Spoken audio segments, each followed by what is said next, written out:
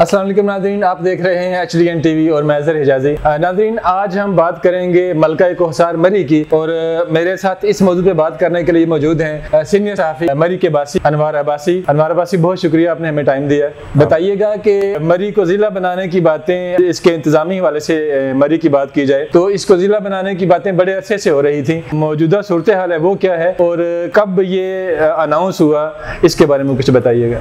हिजाज़ी साहब, मरी की अहमियत का तो आप बखूबी इल्म है आपको भी, और पूरे पाकिस्तान से टूरिस्ट यहाँ पे आते हैं। एक टूरिज़म के हवाले से एक हब है और यहाँ मुल्क भर से टूरिस्ट आते हैं। मरी के इंतज़ामी अमूर जो जितने भी हैं, पहले तो बराह रास्त रावलपिंडी से कंट्रोल किए जाते थे, लेकिन माजी में भी जो वहाँ की सियासी शख्सियात थी, जिसमें शायद खाकान अब्बासी साहब और दीगर सियासी शख्सियात ने बारहा ये दावा किया था कि मरी को ज़िला बनाया जाएगा। वहाँ एक थोड़ा सा तनाज़ा भी चला था। कोटली सतिया के अवाम का ये मुतालबा था कि कोटली सतिया को भी ज़िले का दर्जा दिया जाए, लेकिन बाद अज़ां ये फैसला हुआ था, कंसेंसस से हुआ था कि चले मरी को ही ज़िले का दर्जा दे दें। तो उस पर काफ़ी अरसे से दावे किए जाते रहे वहाँ पर। मुस्लिम नून की अमूमन वहाँ पर हुकूमत रही है। पहले शायद खाकान अब्बासी साहब रहे हैं, राजा इशफाक सरवर मरहूम रहे हैं, वो एक बड़ा नाम था सियासत का। मैं आज भी मैं गर्विदा हूँ उन शख्स का कि एक बड़ा नाम था वहाँ की सियासत का, लेकिन ज़िला नहीं बनाया जा सका। 2018 में पाकिस्तान तहरीक इंसाफ की हुकूमत आई और शायद खाकान अब्बासी के मुकाबल जो सदाकत अब्बासी वहाँ से कामयाब हो, लितासुफ सत्ती वहाँ से प्रोविंशियल असम्बली में कामयाब हुए। PP6 था जो बाद अज़ां पहले PP1 हुआ करता था, बाद PP6 बना था, तो वहाँ से लितासुफ सत्ती कामयाब हुए। तो इन दोनों हज़रात ने मरी की डेवलपमेंट के लिए काफ़ी काम किया, वहाँ पे बड़े तरक्याती मनसूबे लेकर आए। दीगर मनसूबों के साथ साथ इन्होंने मरी को ज़िला बनाने का जो वादा किया गया था वहाँ से बड़े अरसे से, उसे भी काफ़ी हद तक पूरा किया। वहाँ ज़िले का नोटिफिकेशन जारी हुआ और DC मरी भी इस वक्त वहाँ पर मौजूद है। मुकम्मल तौर पर जो इंतज़ामी मशीनरी है वहाँ पर नहीं पहुँच सकी थी। मुकम्मल यूँ समझते हैं कि एक फ़हाल जो ज़िला कौंसल थी वहाँ पे नहीं बन सकी थी, ताहम DC और AC वगैरह वहाँ पे थे। काफ़ी रिलीफ मरी वालों को मिला था, लेकिन बाद में एक इंसिडेंट हुआ। वहाँ 13 अगस्त की रात आपने देखा होगा कि वहाँ GPO चौक में वहाँ बड़ा सा पोर्ट्रेट लगा था मियाँ नवाज शरीफ का, मरियम नवाज साहब और वहाँ की क़यादत का।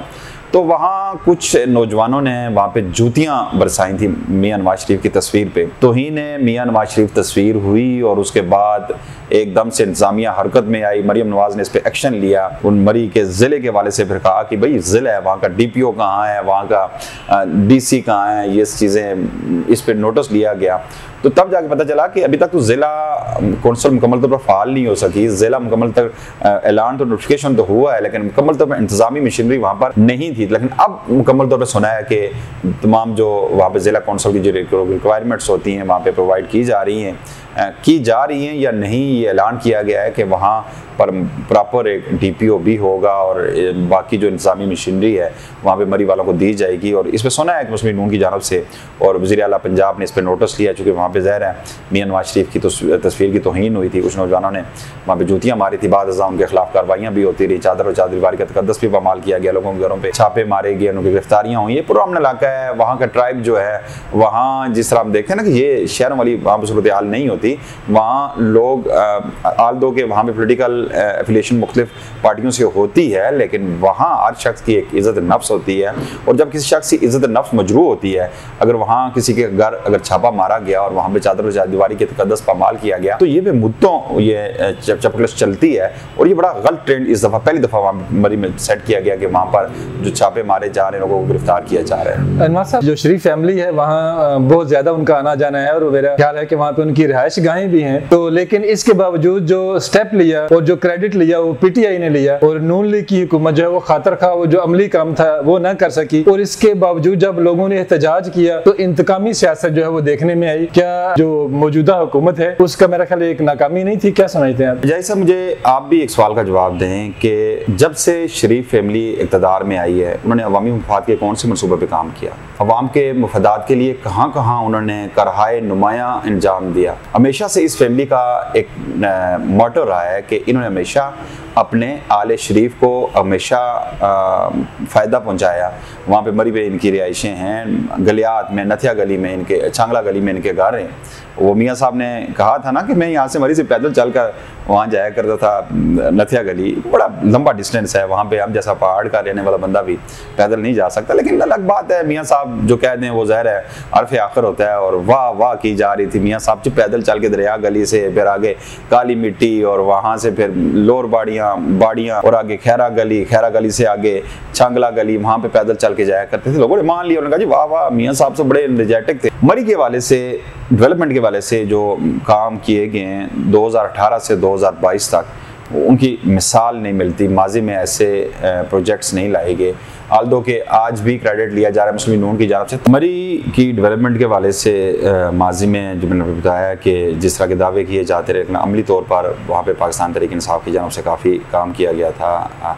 लेकिन इन दिनों वहाँ पे जो इंक्रोचमेंट के ख़िलाफ़, तजावुज़ात के ख़िलाफ़ जो ऑपरेशन चल रहा है, वज़ीर आला पंजाब मरियम नवाज़ की जानब से इनिशिएटिव लिया गया है, एक अच्छा इनिशिएटिव है। इस पर मैं अप्रिशिएट करना चाहूँगा कि वहाँ पे इंक्रोचमेंट काफ़ी हो चुकी थी। मरी का जो कुदरती हुस्न था उसे तबाह कर दिया गया था। जगह जगह वहाँ पे तमीरात हो रही थी, सड़कों के किनारे देखें मुख्तलिफ, जो चूँकि टूरिज़म का ये हब है यहाँ, चूँकि टूरिज़म के हवाले से अगर बात करें तो मरी इससे का एक बड़ा नाम था। अब तो खैर गलियात, स्वात, कलाम या दीगर मतलब शुमाली इलाका जात भी लोग, टूरिस्ट वहाँ भी काफ़ी उनकी अट्रैक्शन की प्लेसेस हैं, वहाँ पे जाते हैं।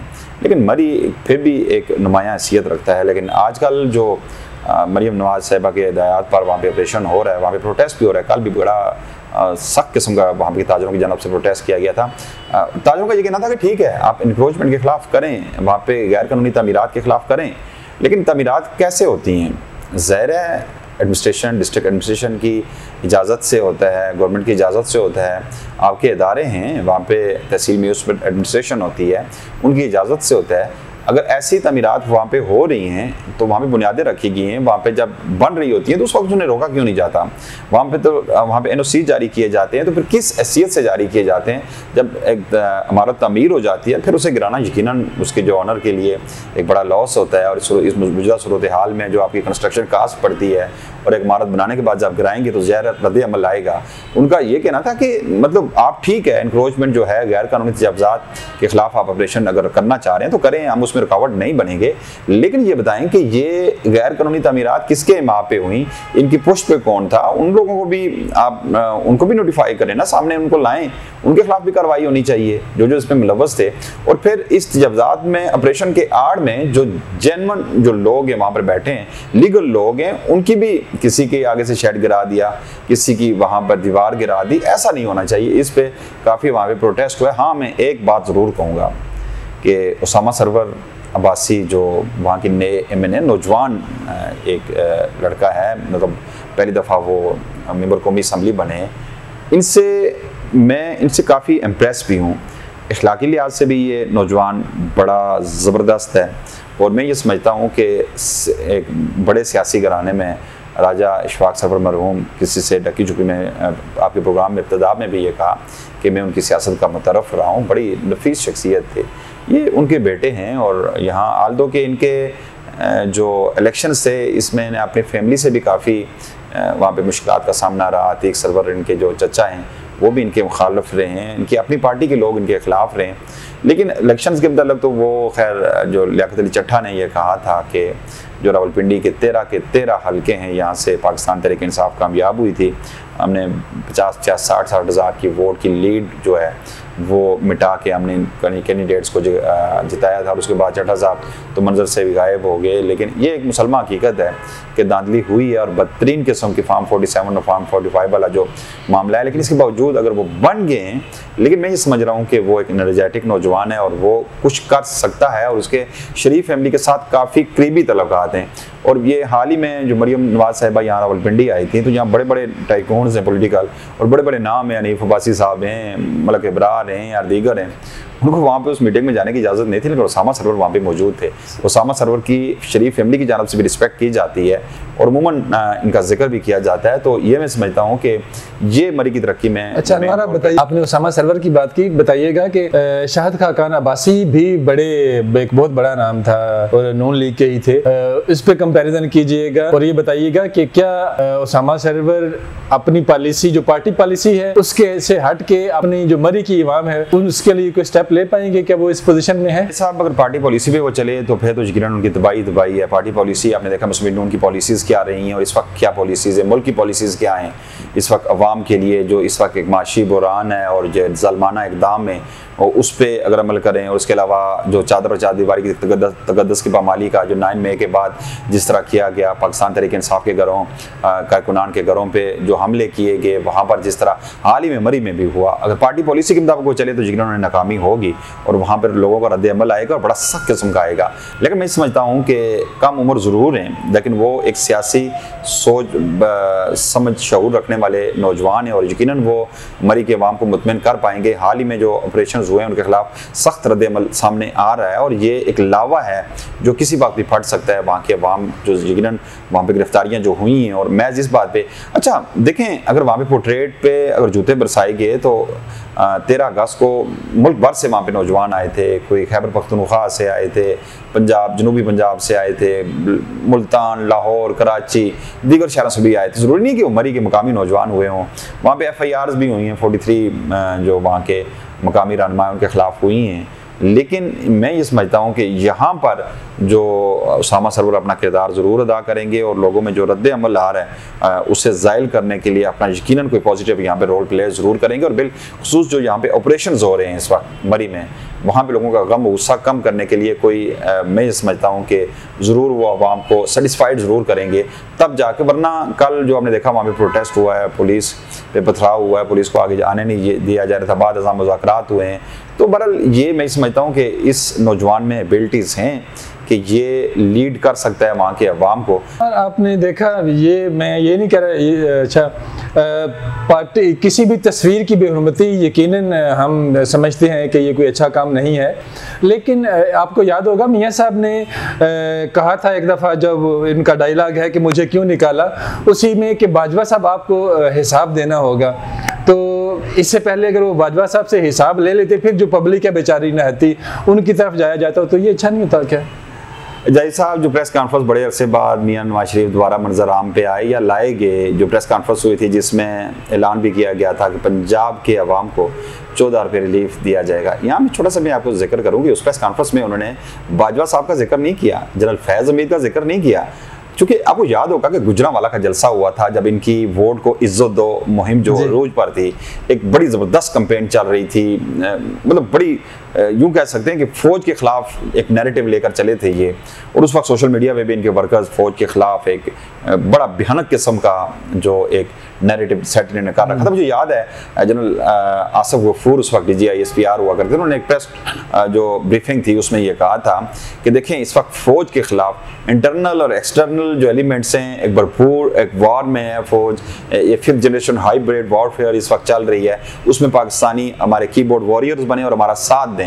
उस वक्त वार कहाँ से चल रही थी सोशल मीडिया की, यही मुस्लिम नून के कारकुनान चला रहे थे और ये बयानिया सेट किया गया था मियां नवाज शरीफ की जानब से। आपको याद होगा कि गुजरांवाला वाले जलसे में इन्होंने 5 टॉप के जो जनरल थे, जनरल बाजवा थे, इसके अलावा फैज़ हमीद थे या दीगर जितने भी जनरल से 5 नाम लेकर उन्होंने कहा था कि मुझे निकालने में इनका मुकम्मल रोल है, इनकी इमा पे मुझे निकाला गया।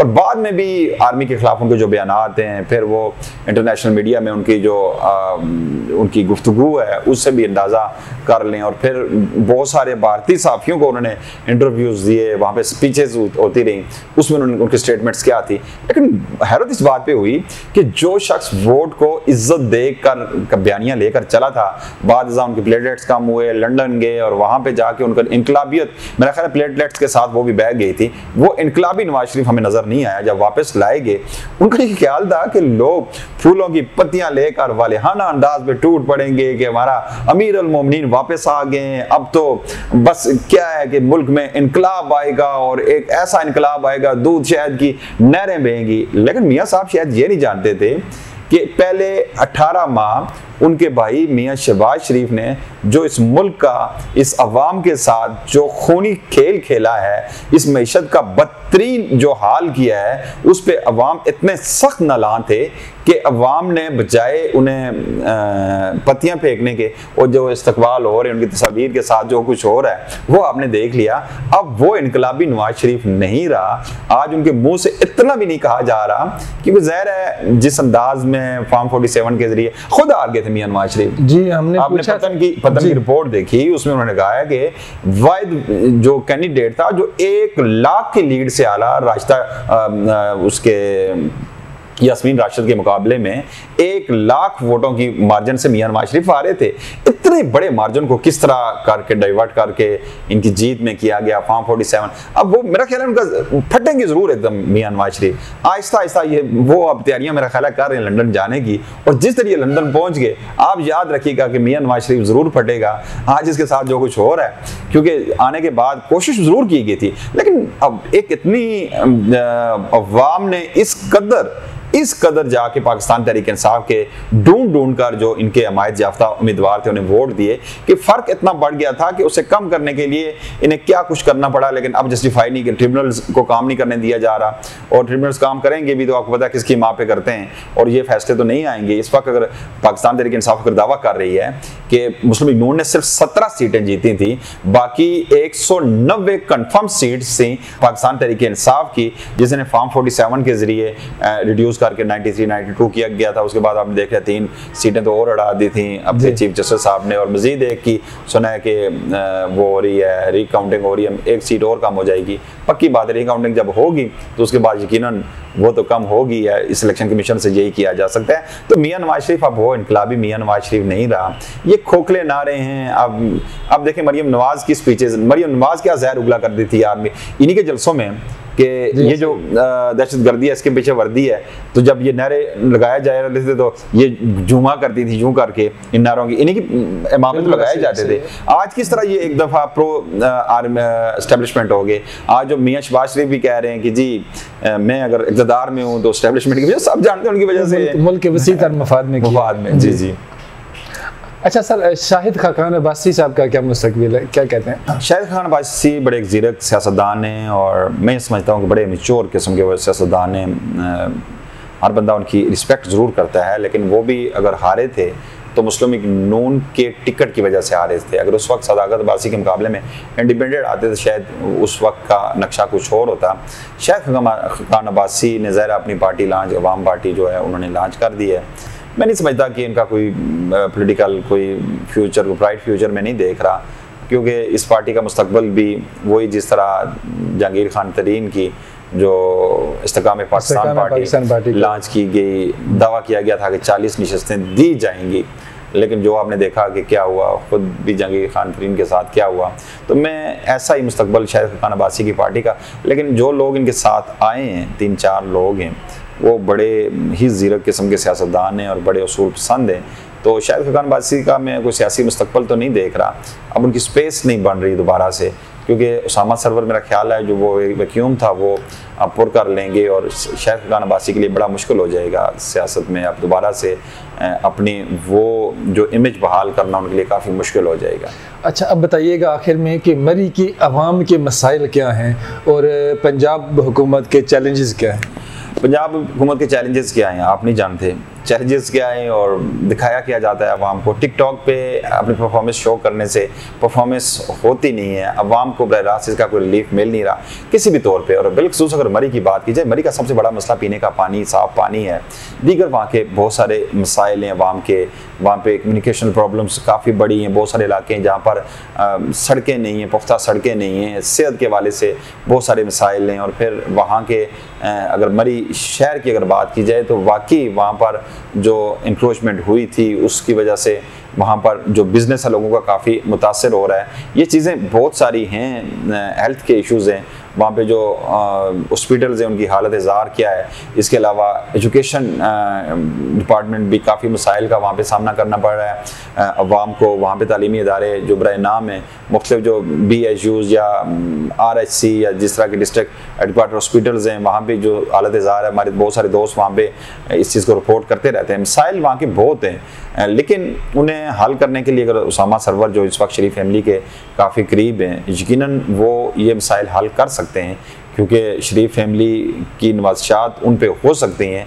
तो ये उनके लिए मौका है, अगर हुकूमत 2 साल है या 1.5 साल है, इस 1.5 या 2 सालों में अगर वो अवाम के मसाइल हल करने में, एडिशनल जो उनके जो मसाइल हैं वो हल करने में कामयाब हो गए, तो यकीनन आगे वो मुकाबले में आ सकेंगे। अदरवाइज़ जो मौजूदा हुकूमत की पॉलिसीज़ हैं या जो कुछ कर रही है, अगर यही रवश बरकरार रही, तो फिर तो मैं समझता हूँ कि अवाम तो फिर वही रद्द-ए-अमल देंगे जो उन्होंने 2023 के इलेक्शन में दिया। नाज़रीन, बरी की सियासत के हवाले से हमने बात की। मेरे साथ मौजूद थे सीनियर सहाफ़ी बरी के बासी अनवार अब्बासी। और ये प्रोग्राम आपको कैसा लगा, अपनी राय का इजहार ज़रूर फरमाइएगा। आइंदा बरी का सियासी मंजरनामा क्या होगा ये तो वक्त बताएगा। आज का प्रोग्राम आपको कैसा लगा, अपनी राय से ज़रूर आगाह कीजिएगा। अपना बहुत सा ख्याल रखिएगा। अल्लाह निगहबान।